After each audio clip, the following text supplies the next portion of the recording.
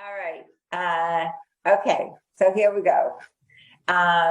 So the example, because it's always good to have somebody in mind, but you're welcome to have a student in mind as well. But Kendra's 15. She just began high school and used to enjoy school, generally described as kind, friendly, and thoughtful. And this year seems to be struggling more because her grandma passed away last year.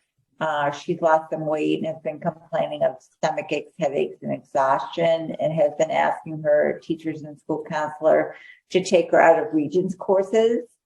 And then on a specific day, Kendra's teacher noticed that she's spending less time with friends, more time alone, ignoring her group, kind of snapping at her group, and being kind of downcast and moodier.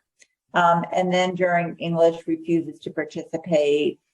And after many attempts by her teacher to engage her, and the teacher telling her that she has to engage, she stands up, swears at the teacher, makes a comment about not wanting to live anymore, and storms out of the classroom.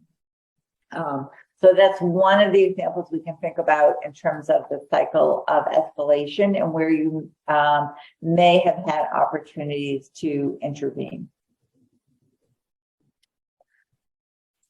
Okay.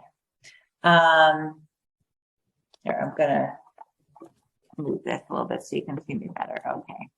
So what is emotional regulation as we think about the cycle of escalation? So emotional regulation is really understand and balancing emotions, and it's something that we all do. It's not suppressing our emotions or not paying attention to them, but it's really having skills in terms of being able to modulate them. And really they develop over the course of infancy and childhood and are still very much maturing during adolescence and young adulthood. So we're going to talk a little bit about the overall cycle of emotional dysregulation and how, and about each of the phases and opportunities to intervene. So we should also remember that we have our own cycles of emotional dysregulation. And although ours may be more muted, this lower curve as well, that we also are emotionally responsive to situations that we're in. But how this curve looks for kids really depends a lot on what's going on in their lives as well as their own skills. And so this is one, how a cycle may look for one kid, but it can look other ways for other kids in terms of how fast they peak, what their agitation looks like, how quickly they recover. So the first phase is the calm and engage phase. And that's the phase, of course, that we all want all our students and kids to be at. And it's a place where really you're able to build relationships and teach skills for functioning. And when kids are calm, they're compliant, cooperative, engaged, and responsive to praise. So whenever you see this little binocular, it's the slide that shows what kids look like in that phase. So what is our goal? Our goal is really to maintain the phase. You know, that's where we want kids to start. So we want to use this time to develop relationships, provide structure and consistency, you know, teach expectations, kind of things that you want to do during the honeymoon phase that was just mentioned. So this is a great opportunity to provide positive attention for the kinds of behaviors that you want to see in the classroom and in the school building, and really label those. So what are the kinds of things we want to do? We want to practice being calm, practice being engaged. So taking a few minutes to work with students about mindful breathing, things, healthy eating, ways to kind of help regulate themselves. And there's a great website, smilingmind.com.au education, that has great ideas for teachers in terms of being able to build some of these skills in kids and students. Then what may happen is that there is a trigger, and sometimes those are easy to find in terms of not but common school-based triggers are presenting a student with a difficult academic task, transition between activities, if kids are getting teased, if they experience a negative interaction with a teacher or counselor. Those are common school-based triggers. But it's also to remember that kids may also be being triggered outside of school. So family conflict, being overtired or hungry are triggers for kids if they're having stress in their peer relationships or family relationships. If they're being bullied on social media, if the family is experiencing financial hardship or have experienced violence, as one person pointed out earlier. So you want to think about how best to intervene during that early trigger phase to try to avoid some of the escalation. So one is to potentially anticipate triggers and make student-specific accommodations to prevent escalation. And one of the things we will be sharing with you is an individual plan that you can develop for a student that is prone to being triggered by things, which is a very helpful outline. Really wanting to recognize signs of early stress to help students refocus away from stress and redirect that student or the entire class activity can sometimes be helpful in a triggering situation. So in terms of what it looks like, you also want to think about, again, how to intervene. So notice and acknowledging the trigger. So what might that look like? It may look like being kind to that student, giving that student some personal attention, eye contact, facial expression, body language. All those things can be really helpful to students to kind of calm in the face of a trigger. To use refocusing questions, but not ones that pinpoint or isolate that child. Because if you focus too much on an individual child, it can cause humiliation, which can then, provoke embarrassment or revenge. Before I go on to this, I just wanted to go back a little bit. So I just want to make sure that if people have any questions along the time, you can put that in the chat. And thanks, Allison, for putting the Smiling Mind website in the chat. That's great. Thank you. So if triggers sometimes aren't dealt with, we may not notice things until kids reach the agitation phase. And that may look like a youth having trouble engaging, agitated body language. And so then when we do notice that, we want to pick up on how to intervene. So again, redirecting or shifting the task, asking students if they need help, providing a choice or potentially an alternative activity, asking the student to help with something that removes them from the triggering activity, asking the student if they need to take a break, can sometimes be helpful in terms of moving them away from the activity. If there's somebody beside them that's irritating, asking them if they would prefer to switch seats, and really recognizing and acknowledging the student's emotional experience, and is very helpful in those situations. So how do we validate their experience? So 3 things to think about. One is to reflect about what the content is. If you're starting an activity that the student is not wanting to participate in, so commenting on that, acknowledging the emotion. It sounds frustrating, or it sounds like you're feeling worried, or how are you feeling about that? It seems like this isn't an activity that's up your alley. Communicating acceptance of the feeling of anything. So I can see why you'd feel that way. A lot of people feel that way. A lot of students don't like time tests. whatever the situation is. It can be really frustrating when that happens. The more specific you can be, the better. But again, it can also be general.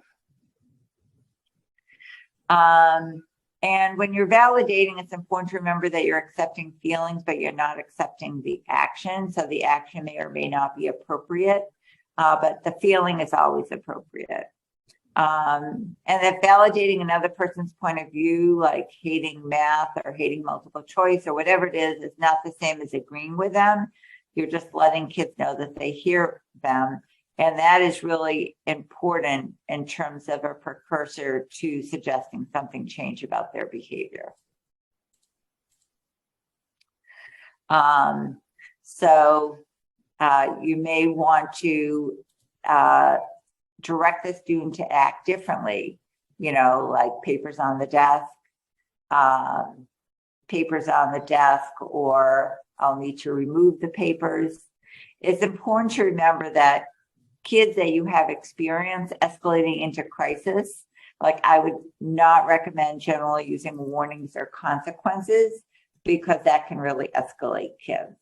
So it's better at this stage of the escalation cycle to use clear and specific language to direct them to act differently, and not use the warnings or consequences if you know that that is going to serve to further escalate them. And so then let's think about acceleration. So this is like right before you're getting to the peak. So this is definitely, you have these opportunities at the trigger, agitation, and acceleration phase. So these are points that you definitely want to intervene if at all possible. So this may look at that they're making provocative statements or argumentative statements, that their behavior goes from, tapping their foot to actually maybe, throwing their pencil across the room. They may become disruptive to the entire class or to the activity that you're trying to engage them in. It's often when others notice.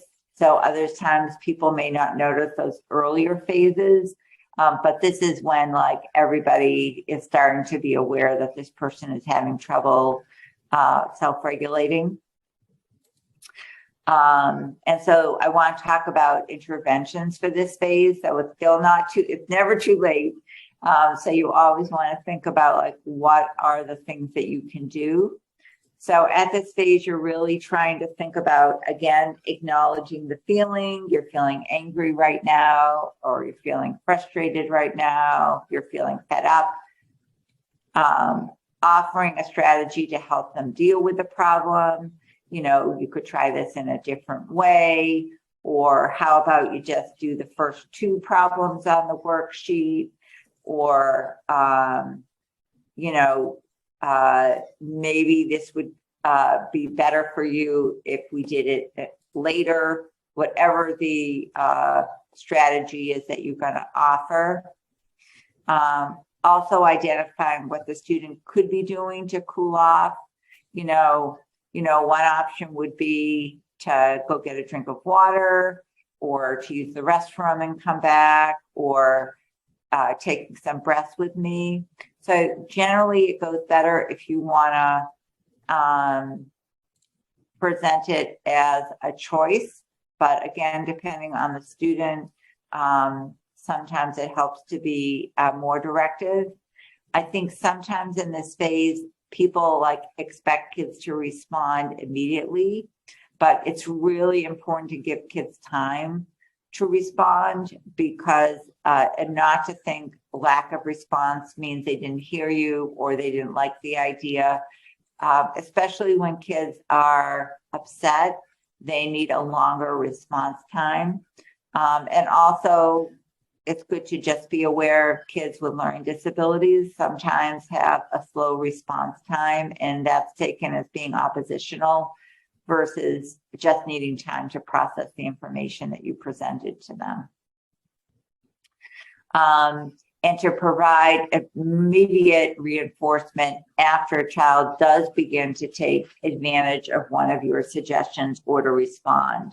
So this wouldn't be a time to ask a lot of questions, but to say, oh, I really like the way you're taking a breath with me, or I like the way you started on question 1. And remember, just do the first 3, but you want to like immediately kind of catch them doing the right thing. As I said, sometimes it can be good to offer choices. Sometimes it can be too overwhelming. So it helps if you know the student. This isn't a time that you want to make a demand or threaten consequences, because usually in this acceleration phase, that will cause escalation. Sometimes kids will make comments about you. You're the worst teacher ever. You're a bitch, whatever it is. And it's important really not to take things too personally and to not take the bait or get into a power struggle. So really kind of staying focused on de-escalation is really important at this point. So then kids reach the peak phase of de-escalation, and that can be really short. It usually is, but it really varies by kid. So that's when you may see things like more physical aggression, not necessarily violence, but kids tipping over a desk, harming themselves, crying. It's typically a short phase, but it can be refueled based on what other people in the space are doing. So generally, this is a time where you're not going to do a lot of talking, because you don't want to further fuel the escalation. And Linda, I just want to just super quickly just time check. This is so important, and also just to make sure we have time for the case presentation, just a couple more minutes, and then we'll share the slides. Thank you. Yep, that's great. So the goal is to not to have it be a teaching moment, but really to reduce the intensity and duration of the crisis. So you want to, decide if you need to deal with the behavior immediately, and that depends on your school rules and regulations. You want to remember to speak privately, or not a great time to look, talk, or touch is a good way of remembering about that. You want to be as non-invasive as possible. You want to pay attention to your own behaviors and demeanor, and try to remain calm yourself.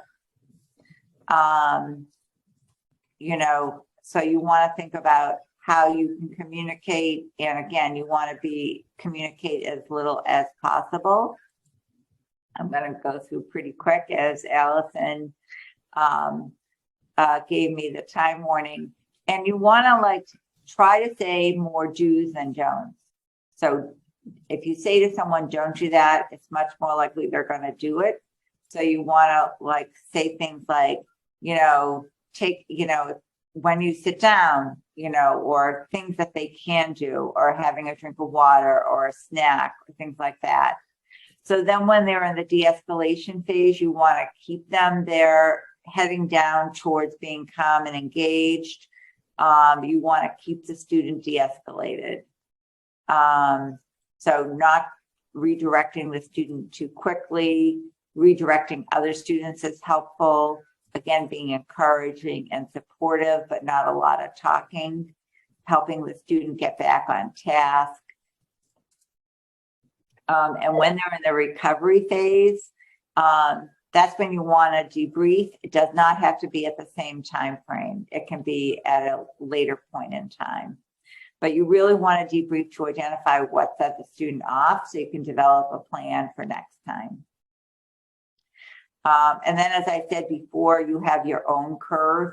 And so you have to be I love this picture. You have to be very aware of what you're feeling on the inside and being able to self-regulate. And then these are some of the tips that we have talked about along the way that will also be available to you in the resources. And we will also have individual crisis management plans available which enables you to think about what do you need to know in advance, what are some of the strategies you can use, and what are the emergency contacts.